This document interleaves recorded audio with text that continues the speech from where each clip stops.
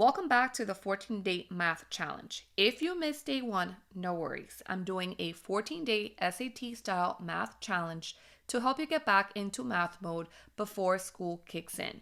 Every day, I drop a new SAT style math question, short, clear, and meant to help you boost your confidence.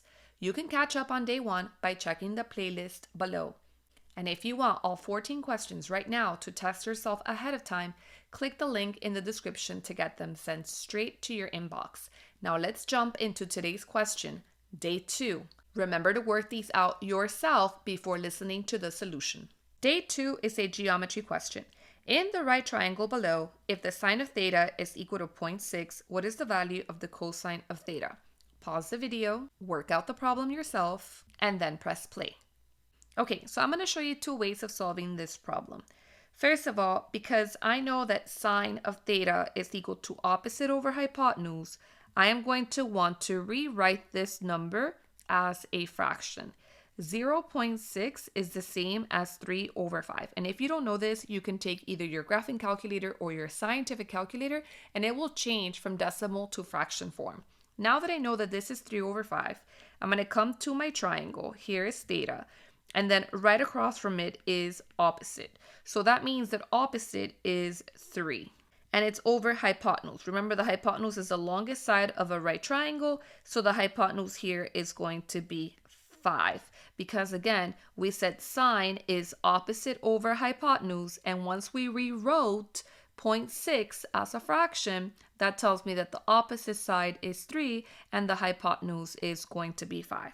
Now, I know that this is a 3, 4, 5 triangle because I know my Pythagorean triples. If you don't know your Pythagorean triples, which you should because on the SAT every second counts because it's timed, then you're going to have to sit here and do the Pythagorean theorem.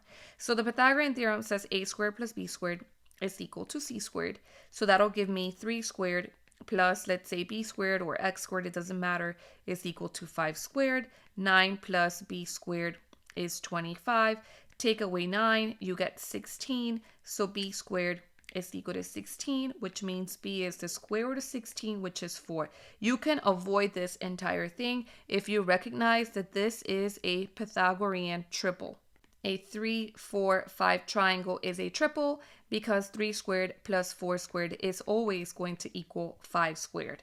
Other triples, 5, 12, 13, 10, 24, 26. And again, do you have to memorize this? No, because you can do the Pythagorean theorem. However, memorizing this just makes this process a lot faster because I could have skipped the entire Pythagorean theorem part and I just recognize in the triangle, oh yeah, if opposite is 3 and the hypotenuse is 5, I know that this side is going to be 4. Now I'm ready to answer the question. The question says, what is the value of the cosine of theta?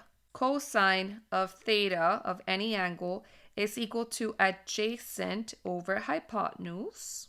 In this case, remember we said opposite is 3, 5 is the hypotenuse, and that leaves 4 to be the adjacent side, which means that the answer for the cosine of theta, which is adjacent over hypotenuse, is 4 over 5, which is simply 0.8. So the answer is C.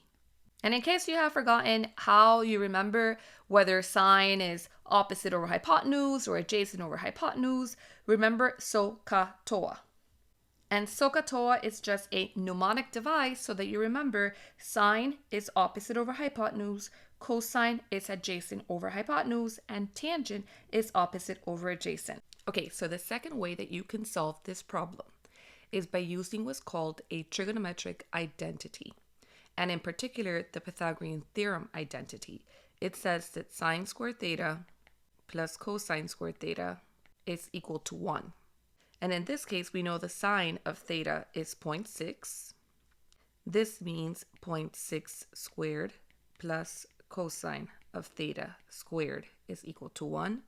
0.6 squared is 0.36 plus the cosine of squared theta is equal to 1. Take away 0.36 from both sides. So now we get that the cosine squared of theta is 0.64. Take the square root, and that tells me the cosine of theta is 0.8. And just like that, we get the same answer we got before. The cosine of theta is equal to 0.8. So the answer is going to be C.